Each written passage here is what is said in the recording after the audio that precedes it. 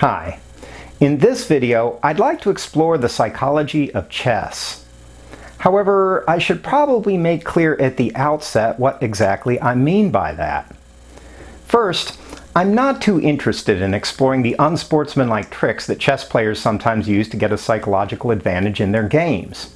So I won't be exploring things like how the great Mikhail Tal would glower mesmerically at his opponents, or how some players will annoyingly rattle loose chess pieces, yammer non-stop, pick their noses, or not so accidentally kick their opponents under the table at a crucial point in the game. Yeah, I suppose that there is a psychological element to these sorts of dirty tricks, but I feel that they're more properly studied within the academic discipline of assetology, or perhaps applied douchebaggery rather than psychology per se.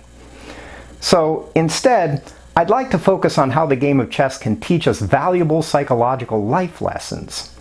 That is, I'd like to focus on what we can gain from playing chess that we can then fruitfully apply to the larger run of our lives. So perhaps the first thing to notice about chess is that it's an inherently competitive activity. So the question becomes, what can we learn about the psychological nature of competition from chess? Well, first I'd say that we can learn that, contrary to popular opinion, there's nothing inherently wrong with competition, either in chess or more generally in life. In fact, as the eminent developmental psychologist Erik Erikson has noted, sometimes we need to compete with each other in order to discover and realize our deeper potentials in life. Moreover, chess gives us the chance to experience real joy in that kind of activity. The exhilaration of struggling hard against a worthy opponent, as Carlos Castaneda once said. Playing against someone who can bring out the very best in us, and vice versa.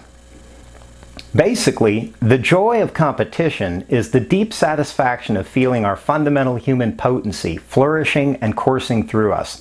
And that's why most seasoned chess players have numerical ratings, which are indicators of players' relative strengths. Ratings help us find worthy opponents more quickly, opponents who are close to our own level of ability, because struggling with a worthy opponent is what makes the game exciting and edifying. But as with so many other games and sports, competition in chess circulates around the themes of winning, losing, and drawing. And yes, there are draws in chess, which are basically tied games. And in fact, it's a bit of an art form in chess to turn a losing position into a drawn game. Anyhow, like I was saying, chess teaches us what it is to win and what it is to lose, and also what it is to draw, all of which are realities that recur at different points in pretty much everyone's life. Of course, most of us find it more immediately pleasurable to win and not so pleasurable to lose, with draws falling somewhere in between. But what chess invites us to learn is how to win, lose, and draw gracefully. In other words, part of what chess teaches us, if we let it, is a certain equanimity in the face of both victory and defeat. As Rudyard Kipling famously puts it, chess teaches us to meet with triumph and disaster and treat those two impostors just the same. After all, the value of our existence doesn't actually revolve around whether we happen to meet with victory today or not, mostly because victory and defeat are both inevitable experiences within the larger scope of our lives. The simple reality of life is that some days we'll win and other days we'll lose.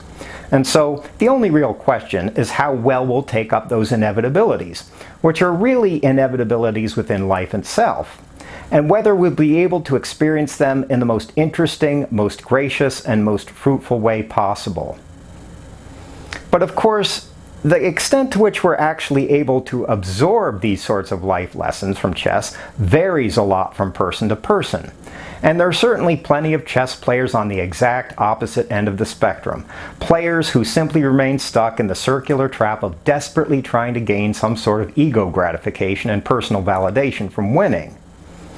But of course, that fact doesn't make chess different in principle from anything else in life.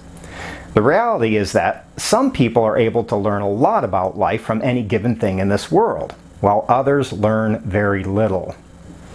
However, for those who are able to glean valuable life lessons from chess, it can teach us that although winning and losing are inevitable parts of life, there's still a lot more to life than just winning and losing. After all, life isn't just one big cosmic one-upsmanship contest centered around whether we can find a way of thinking of ourselves as winners or not. There are also the parts of life that involve doing things for their own intrinsic worth. And so it is with chess. It turns out that there are aesthetic and stylistic elements to chess that aren't necessarily evident to people who don't know much about it. Consequently, chess is also a spectator sport or game, and there are numerous YouTube channels devoted to presenting great games from the past, largely so that spectators can enjoy the brilliance of them. Two of my own favorite channels of this type are called Agadmator, I'm not sure if I'm pronouncing that correctly, and Matogelic. I'll put links to them in the description for this video if you want to check them out. So, because chess is also an aesthetic activity, part of what it offers us is the chance to experience beauty, and especially beauty as it arises out of our own creative efforts. In other words, chess has an artistic dimension to it. Perhaps the early 20th century Grandmaster Siegbert Tarrasch said it best. Chess, like love, like music, has the power to make men happy. So, at its deeper levels, chess is about taking delight in the aesthetic potential of life itself, and learning to revel in the deep poetry of things. However, as I mentioned a minute ago, chess also involves our personal style of play. It turns out that some players love the clash and bang of immediate tactical complications. Others prefer the more subtle, more slowly evolving strategic dynamics. So part of the task for most chess players, especially comparative beginners, is to find and evolve a style, a way of playing that works well and that brings joy to the player. Of course, to locate one's style usually involves a kind of sculpting process. Basically, trying out different ways of playing and then winnowing out the ones that don't work particularly well. For instance, for several years, I found a worthy opponent in the form of a local player named Josh Nisi, who had a very aggressive tactical style, which he was very good at. Sometimes I would try to emulate his combative style when I played him. But I found out that when I would try to do that, I would almost always lose, and usually lose pretty badly. So I learned that I had to evolve a much more patient style, where I could weather his ferocious attacks with cool, methodical defense, and only then gradually uncoil. The point, of course, is that chess invites us to discover our own personal style, our own best way of being, a skill that can then easily translate to many other areas of our lives. But whether in chess or in life more generally, discovering our personal style requires an honest, forthright appraisal of our strengths and weaknesses. And most importantly, we need to be able to take stock of ourselves when we lose. That's because each defeat is really nothing more than an opportunity to glimpse our weaknesses and then improve ourselves. Of course, our victories are part of the equation too, because they affirm what we're already doing. But the power of losing is that it invites us to change what we're already doing, to alter and improve it so that we can make ourselves better. This is part of why it's important to experience the sting of defeat and to learn to tolerate it easily, so that we're not paralyzed or overly upset by it, which is a vital life skill that chess teaches us. I sometimes say that if losing chess games really upsets you, you need to find another hobby. And this is especially true for children, who often have not yet mastered the skill of taking defeat gracefully. Of course, it's always tempting to want to shelter our kids from the pain of defeat, perhaps by giving everyone some sort of meaningless trophy.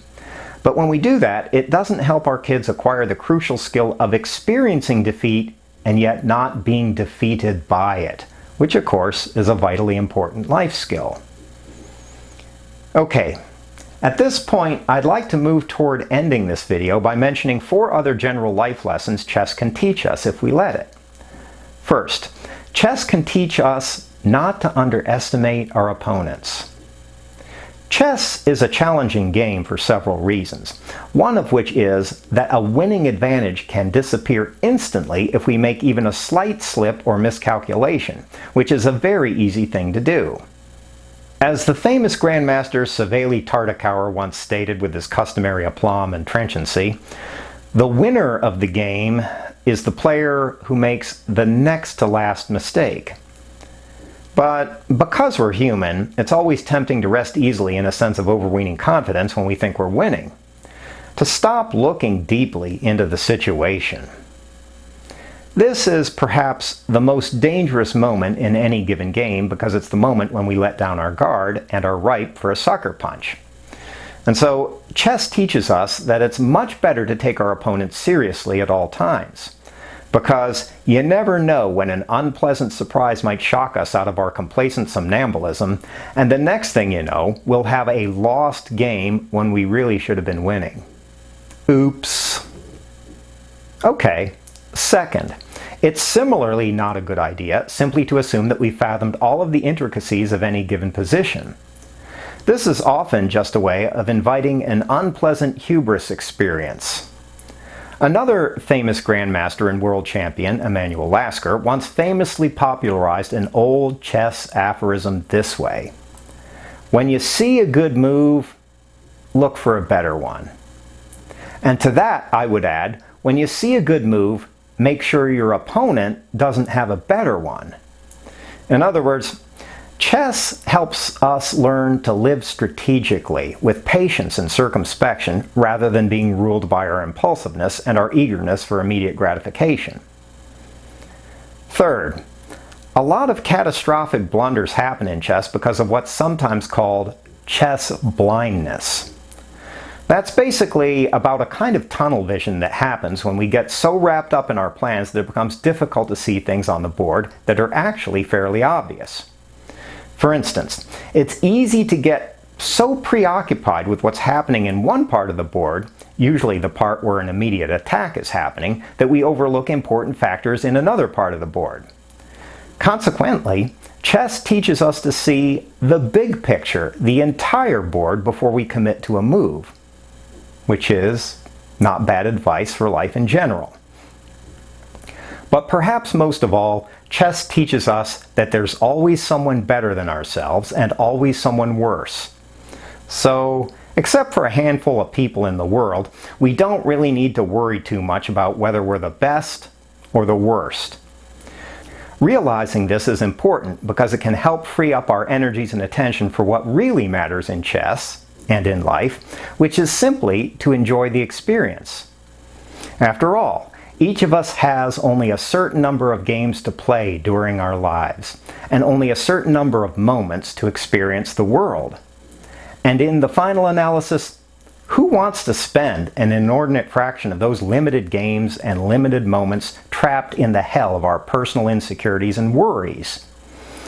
As the Finnish rock band Nightwish puts it, "Kiss while your lips are still red. Love while the night still hides the withering dawn." And this is perhaps the deepest life lesson that chess has to offer us, or at least the deepest that I've seen so far. Okay, thanks for watching. Peace out.